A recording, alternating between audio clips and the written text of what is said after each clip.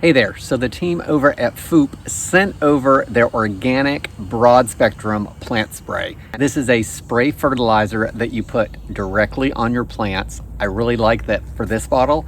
I don't have to mix it up, it's spray and go. The back of the bottle has the ingredients clearly listed and what nutrients are in the bottle. Other information on the back of the bottle is their email address. So if you need to reach out for them for any questions, their email address clearly written on the back of the bottle. The fertilizer is made for raised beds, containers, and it's going to cover both your perennials and your annuals. It can be used as frequently as once a day to once a week, depending on what you feel that your needs are.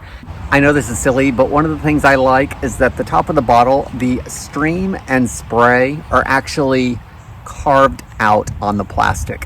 One of the things I sometimes have a hard time with is reading the raised lettering that's on there and making sure I have it at the right level. With it being carved out, it's a little bit darker and easier to read. Let me show you how easy this is to use.